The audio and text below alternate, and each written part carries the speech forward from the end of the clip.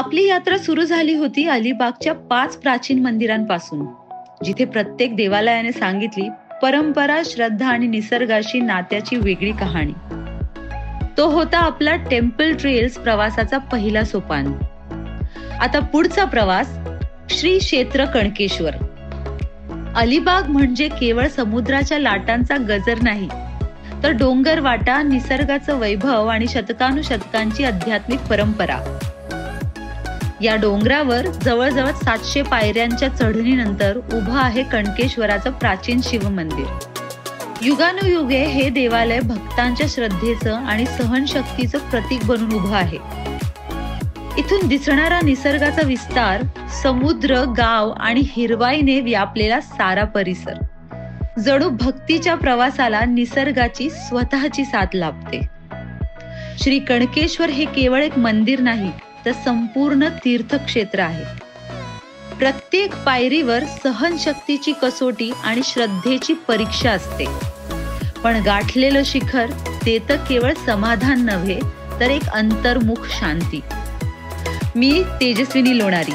या यात्रेत मंदिरांचा मार्ग धरून मी स्वतःच्या शोधाकडेही चालले. Temple trails with Tejaswini Kanakeshwar. कारण काही प्रवास फक्त पाहण्यासाठी नसतात, ते अनुभवण्यासाठी असतात.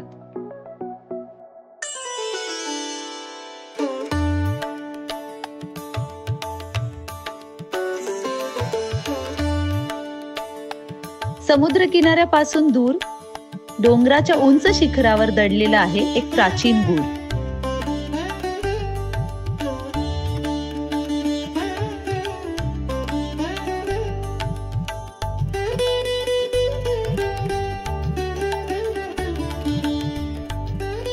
हे मंदिर समुद्र सपाटीपासून 7000 फूट उंचीवर आहे आणि जवळजवळ 750 पायऱ्यांचा ट्रेक आहे.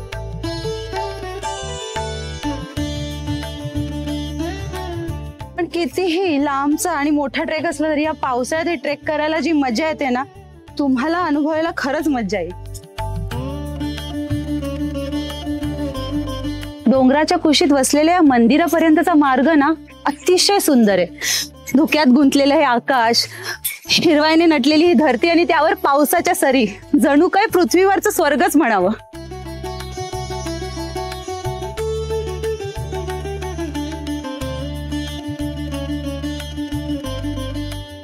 श्रावणी सोमवारी भाविकांची इथे प्रचंड गर्दी होते आणि भाविक फक्त अलिबाग मधून नाही, तर ठिकठिकाणून शंकराचं दर्शन घ्यायला येतात. आणि आपण ज्या पायऱ्यांवरनं आलो ना, तिथे वेगवेगळे फूड स्टॉल्स असतात, त्यामुळे भाविकांची उत्तम खाण्यापिण्याची सोय होते बरं का.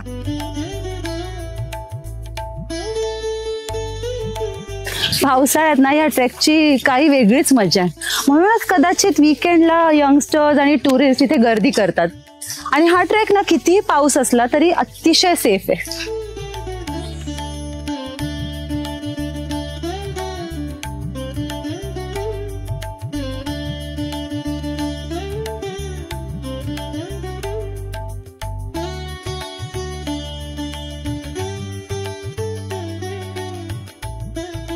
श्री कणकेश्वर देवाची पाऊलखूण ओळखली जाणारी ही देवपायरी. जवळपास अर्धा ट्रेक झाल्यावर ही पायरी आपल्याला आढळते आणि भाविक इथे पाया पडल्याशिवाय पुढे जात नाही.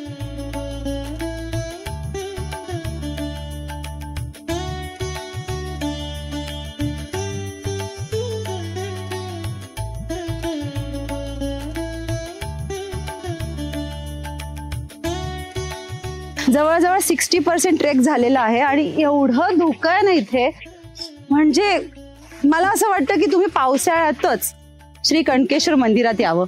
त्या धुक्याने अक्षरशः रस्ता व्यापून घेतलेला या ट्रेकचा. इतकं सुंदर वाटतंय ना.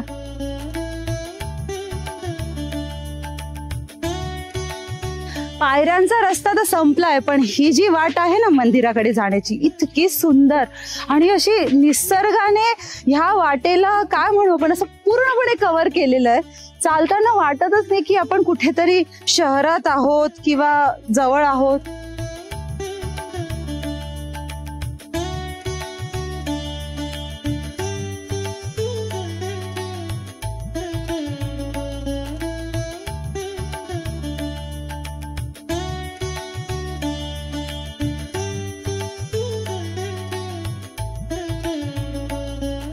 750 पायऱ्यांचा हा प्रवास आता संपलाय आणि आम्ही येऊन थांबलोय श्री क्षेत्र कणकेश्वर देवस्थानाच्या कमानीपाशी. चला आज मंदिरात जाऊयात.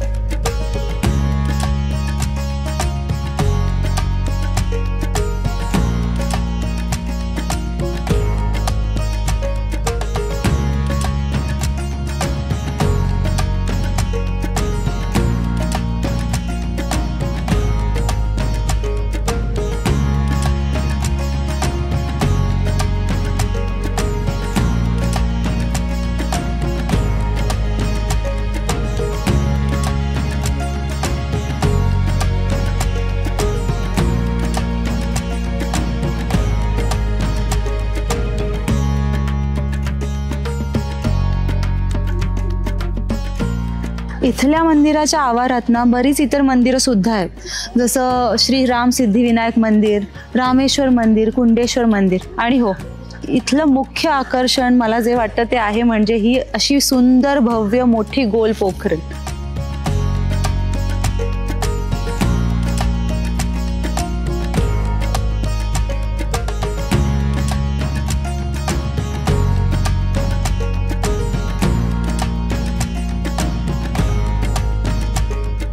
अर्थात या पोखरणीतलं पाणी पिण्यासाठी वापरतात म्हणून ही पोखरण बंद केली आणि इथे पोहण्यास सक्त मनाई आहे.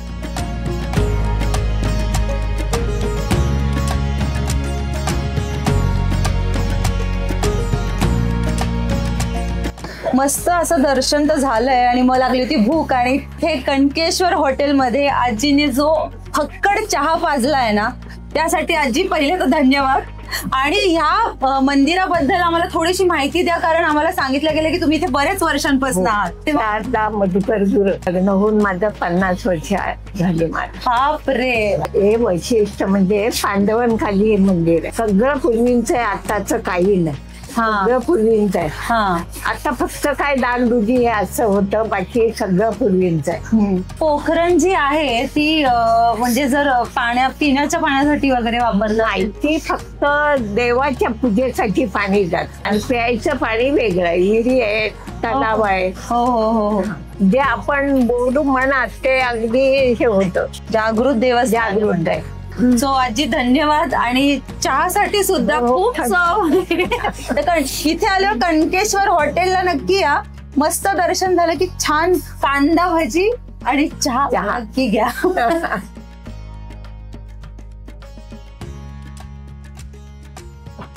हे आहे ते कणकेश्वर मंदिरातलं मुख्य आकर्षण म्हणजे ब्रह्मकुंड. स्थानिकांची अशी मान्यता आहे की भगवान ब्रह्माने श्री कृष्णाला इथे आंघोळ घातली होती. एवढंच नाही तर अलिबाग आणि अलिबागच्या आजूबाजूच्या परिसराच्या सगळ्या तरुणांचं हे फेवरेट प्लेस असं म्हणायला हरकत नाहीये.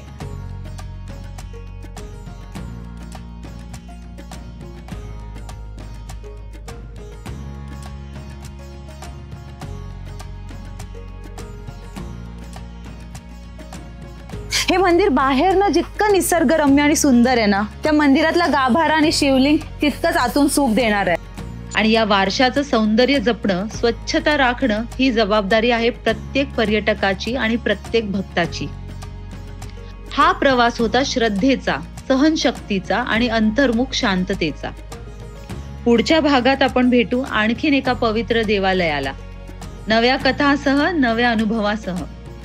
मी तेजस्विनी लोणारी आणि हा होता टेम्पल ट्रेल्स विथ तेजस्विनी. कारण काही प्रवास फक्त पाहण्यासाठी नसतात, ते अनुभवण्यासाठी असतात.